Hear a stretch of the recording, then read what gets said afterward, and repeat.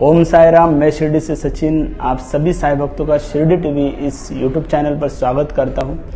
आज से श्री साई बाबा के सच्चरित्र के ऊपर हम एक सीरीज शुरू करने वाले हैं हमारे चैनल के माध्यम से। तो इसकी संपूर्ण जानकारी आपको वैभव सर जी इस चैनल के माध्यम से दे देंगे। ओम साई राम सर जी। ओम साई राम सचिन जी। शिरडी टीवी के सभी दर्शकों का मैं स्वागत करता हूं और साई रिदगत चैनल की तरफ से मैं सभी को प्यार भरा साई प्रणाम करता हूं। ओम साई राम। दोस्तों, बाबा ने शिरडी में कई लीलाएं रची और उन सारी लीलाओं का जो विवरण हुआ है वो दाभोलकर जी ने उनके बहुत ही प्रासादिक ग्रंथ साई सच्चरित्र में दर्ज किया है। करीब 120 से 130 लीलाएं बाबा ने शिरडी में की। इन सारी लीलाओं का अगर हम गौर से अभ्यास करेंगे तो हमें ये बात महसूस होगी कि ये सारी लीलाएं हमारे वेद, उपनिषद, इन पवित्र ग्रंथों में जो गहरी बातें लिखी गई हैं उनको बखान करता हुआ उन लीलाओं का सारा विवरण किया गया है।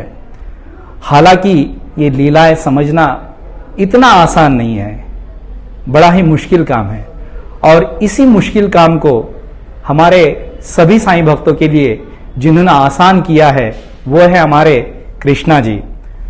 तो आज से साईं सच्चरित्र की इन लीलाओं का असली मायना क्या है, उसका भावार्थ क्या है, इसके बारे में जो कृष्णा जी ने उसके खुलासे किए हैं, उसे जिस तरीके से बयान किया है, वही बातें आज से आगे आप इस चैनल पे देखेंगे। और मैं उम्मीद करता हूं आपने जिस तरीके से सचिन जी को प्यार दिया है उतना ही प्यार आप इन वीडियोस को भी देंगे और वो प्यार जरूर बाबा के चरणों में पहुंचेगा। दोस्तों, आज हम जो पहला वीडियो देखेंगे, आप देखते होंगे जब भी साईं भक्त शिरडी में आते हैं तो दौड़े दौड़े समाधि मंदिर जाते हैं, फिर गुरुस्थान, द्वारका माई, नंदादीप, यूं सारा दर्शन करके अपने आप को धन्य मानते हैं। लेकिन इन स्थानों का असली महात्म्य क्या है, महत्व क्या है, वो आज तक किसी ने सोचा नहीं है। इसी बात का खुलासा आज की वीडियो में हम करेंगे, जिस वीडियो का नाम स्थूल शिरडी और सूक्ष्म शिरडी है।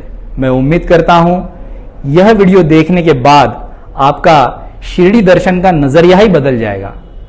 ओम साई राम। ओम श्री साई नाथाय नमः। ओम श्री साई नाथाय नमः। अनंत अपार जैसे गगन, तैसे बाबांचे चरित्र गहन, तयांचे ते यथार्थ आकलन, तया वीण कोण करी। शिरडी बोलते ही सबसे पहले तो साईं बाबा सामने आते हैं। बाबा की स्थूल शिरडी के बारे में तो हम सब लोग जानते हैं। जैसे हम शिरडी के बारे में सोचते हैं तो समाधि मंदिर सबसे पहले हमारे नजर में आता है कि दर्शन करनी है। और फिर अगर एक बार हम समाधि मंदिर का दर्शन कर लेते हैं तो फिर उसके बाद द्वारका माई, चावड़ी, गुरुस्थान, नंदादीप, नॉर्मली ये 5 जगहों की हम दर्शन करते हैं और हमको ऐसा लगता है कि हमने पूरा शिरडी दर्शन कर लिया। जो भी बंदा यहाँ आता है शिरडी तो ये 5 जगहों के दर्शन अवश्य करता है और अपने आप को धन्य मानता है कि मैं आज शिरडी दर्शन कराया। तो ये रहा स्थूल शिरडी, मतलब ऐसा। लेकिन क्या इन जगहों की कोई आध्यात्मिक गहराई है? वो बहुत ही अहम चीज है, मैं ऐसा समझता हूं। जब हम आध्यात्मिक शिरडी की बात करेंगे तो फिर सीक्वेंस बदल जाएगा। जब हम स्थूल दर्शन के लिए आते हैं तो सबसे पहले हम समाधि मंदिर का दर्शन करते हैं और फिर बाद में हम बाकी जगहों के दर्शन करते हैं। लेकिन जब हम आध्यात्मिक शिरडी बोलेंगे तो फिर चीजें बदल जाती हैं। शुरुआत होती है द्वारका माई से, जहां बाबा प्रथम आए शिरडी और जहां बसे 60 साल तक। आध्यात्मिक शिरडी की शुरुआत द्वारका माई से इसलिए होती है क्योंकि बाबा वहां धुनी रमाए बैठे हैं। वो आज भी अविराम चल रही है। और धुनी के बारे में 5वें अध्याय में एक ओवी आता है जहां पे वो धुनी की महानता का बखान करते हुए बाबा ही जैसे मानो यमाड़पंथ के जबान से बुलवा रहे हैं। अहंकार वासना समवेती नानाविध वृत्तीची आहुति प्रपंच प्रवृत्ति समग्र हविति युक्ति प्रयुक्ति धुनित। तो धुनी क्यों रमा के बैठे हैं? तो ये ओवी अच्छे से बयान करता है। अहंकार वासना समवेती, तो मेरे अंदर का हर भक्त का अंदर का अहंकार वासना जितनी भी वृत्तियां हैं उन सब का हवन करवाने के लिए उन्होंने धुनी रमाया है। प्रपंच प्रवृत्ति समग्र हविति, तो संसार की हमारी जितनी भी आसक्तियां हैं प्रवृत्तियां हैं उन सबको भस्मीभूत कर देते हैं। और वो भी युक्ति प्रयुक्ति बोला है। उसके लिए जो टैलेंट की जरूरत होती है वो टैलेंट को आधार बना करके किस व्यक्ति को कब कैसे पकड़ना चाहिए, कब कैसे धोना चाहिए, ये एक सदगुरु बेहतर जानते हैं। इसलिए उन्होंने कहा है युक्ति प्रयुक्ति, पूरी टैलेंटली मतलब उसको हैंडल करते हैं एक भक्त को और वो उनको धो डालते हैं पूरी तरह से। प्रपंच प्रवृत्ति समग्र हविति, तो इसलिए वो धुनी को रमा के बैठे हैं। तो जब तक हमारे अंदर की ये सारी गंदगियां नहीं निकलेगी,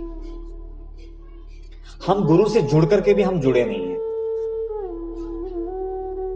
इसीलिए सबसे पहले हम जब आते हैं उनके शरण में तो दुनिया भर की गंदगी लेकर के ही आते हैं। तो वो गंदगी धुलना बहुत जरूरी है। तो वो दुनी में हमको तपाते हैं। तो फिर हमारी पहली एंट्री जो है ना द्वारका माई से होती है।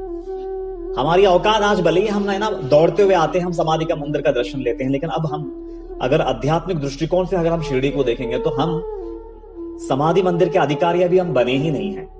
हमारी औकात अभी द्वारका माई तक सीमित है। भले ही हम सबका दर्शन करके चले जाते हैं, लेकिन मेरी अगर सच्ची औकात है तो वो द्वारका माई की है, क्योंकि अभी बहुत कुछ जलना बाकी है, बहुत कुछ अंदर की गंदगी मिटना बाकी है। तो अभी तो मुझे बाबा की धुनी में तपना है। तो अभी मेरी शुरुआत द्वारका माई से होगी। तो वो है पहला पड़ाव। और जहां पे मेरे बाबा से, वो सदगुरु से, उनकी आज्ञा से जब तक मैं दूर हूं, और दूर इसलिए हूं क्योंकि सारी गंदगियां हैं, ये अहंकार है, वासना है, नानाविध वृत्तियां हैं, ये सारी होने की वजह से मैं सदगुरु से दूर हूं। भले ही मैं स्थूल रूप से उनसे जुड़ा हुआ हूं, मैं साईं भक्त हूं, लेकिन फिर भी मैं उनसे कोसों दूर हूं, क्योंकि ये सारी गंदगियां मुझ में विद्यमान है। और जिस दिन वो ये सारी गंदगियों को वो आग में तपा करके, वो धूनी में तपा करके भस्मीभूत कर देते हैं, और फिर मुझे वहां से निकल करके मुझे सेकंड स्टेज पे पहुंचने का मौका मिलता है, वो है गुरुस्थान। कि मैं भले ही है ना, अगर मैं कदमों से चल के जाऊं तो शायद 10 कदम पे मैं गुरुस्थान पहुंच सकता हूं, लेकिन हकीकत में अगर इंटरनल जर्नी की मैं बात कर रहा हूं तो शायद कहीं जन्म लग जाए द्वारका माई से गुरुस्थान तक पहुंचने के लिए। क्योंकि मुझे गुरुस्थान तक पहुंचने का मतलब है जहां पे वो सदगुरु के हृदय से बात निकलने की भी जरूरत नहीं है, मैं उनके हृदय को भाप करके मैं वैसा चलना शुरू कर दूंगा। जिस दिन वो काबिलियत मुझ में आ जाएगी कि मैं उस दिन द्वारका माई से गुरुस्थान पहुंच गया, जहां गुरु को अपने जबान से एक शब्द भी निकालने की जरूरत न पड़े, और मैं उनके हृदय को समझ करके उसके अनुरूप मैं जिस दिन आचरण करने लग जाऊंगा, उस दिन मैं गुरु भक्त हो गया। उस दिन मैं द्वारका माई से गुरुस्थान पहुंच गया। सेकंड पड़ाव पे मेरी यात्रा पहुंची, तो वो है गुरुस्थान। अब मैं गुरुस्थान का बाशिंदा हो गया। अब मैं द्वारका माई से निकल गया। अब वो तपन की, वो तपिश की, वो आग में झुलसने की जरूरत नहीं है, क्योंकि अब वो अंदर का सारा कचरा जल चुका है। अब और जलने की जरूरत नहीं है कि मैं दूसरे पड़ाव पे पहुंच गया, वो है गुरुस्थान। गुरुस्थान पे पहुंचने का मतलब है अब मेरा ईगो मेरे बाबा के आड़ ना आएगी, उनकी जबान से शब्द निकलने की भी जरूरत नहीं है। उनके हृदय से निकला हुआ हर शब्द मेरे हृदय को छू लेगी। बिना बोले मैं उनके मन के हिसाब से चलना शुरू कर दूंगा। जहां ये सब होने लगा कि मैं दूसरे पड़ाव पे पहुंचा, वो है गुरुस्थान। और फिर वो गुरुस्थान में जब पहुंचता हूं मैं, अब बाबा को ऐसा लगता है कि अब मैं इसको यहां से और बहुत ऊंचाई पे ले जा सकता हूं। जो सूक्ष्म यात्रा है मैं अब इसको उस तरफ धकेल सकता हूं, क्योंकि इसका अहंकार गल चुका है। अब ये मेरे खिलाफ कभी खड़ा नहीं होगा। मेरे खिलाफ खड़ा रहने वाला जो इसका मन था वो तो जल के खाक हो चुका है। अब वो उन्मन अवस्था पे पहुंच चुका है। अब यहां से मैं इसको सूक्ष्म जगत की यात्रा पे बड़ी आसानी से ले जा सकूंगा। मैं इसके अंदर की सूक्ष्म नाड़ियों के साथ उसकी शुद्धि कर सकूंगा। तो वहां से बाबा मुझे पकड़ के लेके चलते हैं नंदादीप तक। और नंदादीप यानी वो दो झाड़, यानी वो दो नाड़ियां, जो पीपल का और नीम का पेड़ है जहां पे, उसके बीच में उन्होंने वो दिया जलाया था। नंदादीप, नंदादीप का मतलब है वो ज्योति जो एक बार जग जाए वो कभी नहीं बुझती, वो अखंड रह जाती है। और वो ज्योति जगती है हमारे आज्ञा चक्र में, आत्मिक ज्योति। तो हम तीसरे पड़ाव पे पहुंच जाते हैं, क्योंकि वो हमारे सारी इड़ा पिंगड़ा नाड़ियों को मतलब एकदम शुद्ध करके हमारा वो जो उसके बीच में वो दिया जलाते हैं, वो है आज्ञा चक्र। कि हम नंदादीप पे पहुंच जाते हैं। वो दिया जो कभी नहीं बुझती, वो आत्मा की अनुभूति जो कभी नहीं मिटती। तो हम वो तीसरे पड़ाव पे पहुंच जाते हैं, वो है नंदादीप। और जहां पे वो ज्योति जग गई, जहां पे वो ज्योति जग गई, वहां से फिर हम लोगों को निकालते हैं और चौथे स्टेज यानी चावड़ी पे ले जाते हैं। अगर हम चावड़ी का वर्णन अगर हम साईं सच्चित्र के हवाले से अगर हम देखेंगे, तो चावड़ी में बाबा एक रात छोड़ के एक रात वहां जाकर के रात में बसते थे। और वहां पे उनकी सोने की जो प्रक्रिया थी वो बहुत ही निराली थी। नॉर्मली एक आदमी एक चादर बिछाता है और सो जाता है, लेकिन बाबा 60 के ऊपर धोतर को एक के ऊपर एक परोसते थे। अब ये लीला विचित्र है। कोई भी व्यक्ति अगर समझो थोड़ी बहुत अगर बिस्तर के नरमाहट भी चाहिए तो कोई जाड़ा सा कोई कंबल बिछा करके आदमी सोएगा, लेकिन एक के ऊपर एक चादर बिछा करके कौन सोता है, या फिर एक के ऊपर एक धोतर बिछा करके कौन सोता है। लेकिन वहां पे बाबा को यह बताना था कि वो रात की गहन अंधेरे में जब सारी दुनिया सोई होती है, बाबा का योग क्रियाएं शुरू हो जाती थी, जो कि योग शास्त्र में जो 64 योग प्रक्रियाओं की बात है वो रात की गहराई में वो करते थे। मतलब तो फिर आत्मा की अनुभूति से विभूषित होने के बाद चावड़ी पहुंचते हैं, वहां पे वो सारी योगिक प्रक्रियाएं शुरू हो जाती हैं। तो वो चौथा स्टेज है चावड़ी। और वहां पे वो 64 यौगिक प्रक्रियाओं से पूरी तरह से सुसज्जित होकर के, पूर्ण होकर के अंतिम यात्रा, अंतिम पड़ाव जो है वो समाधि मंदिर, जहां पे पहुंचने के बाद वो ब्रह्मांड नायक हो जाते हैं। मतलब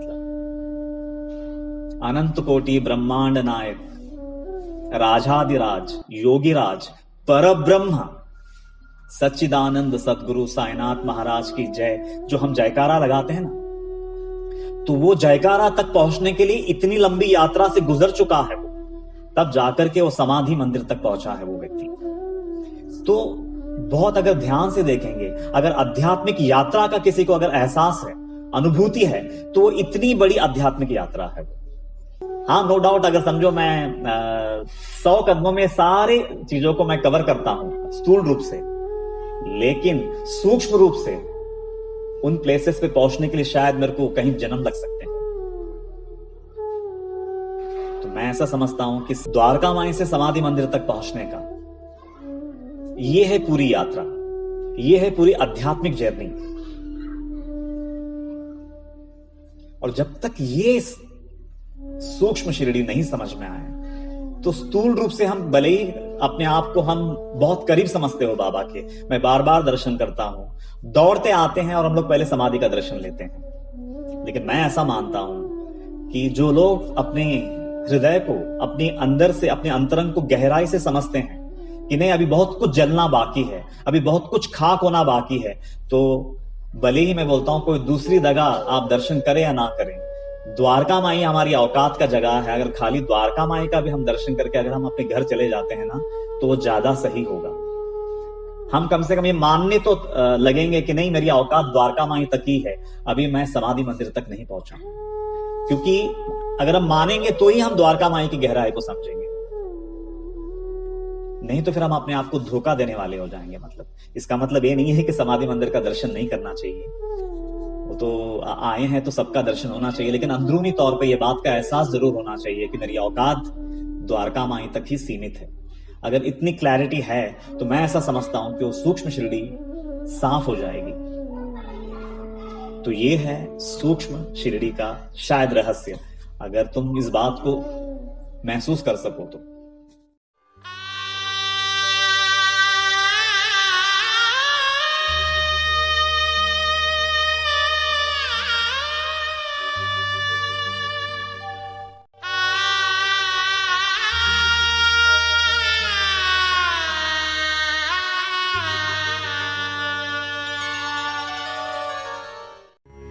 साई मुख वचन लाल से भक्त जन होऊनी पिसे, शब्द शब्दांचे जोडून ठसे, पाहत भरवसे प्रतीती।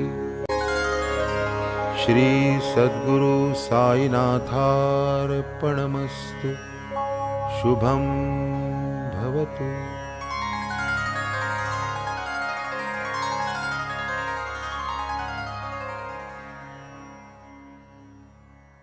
श्री सच्चिदानंद सद्गुरु साईनाथ महाराज की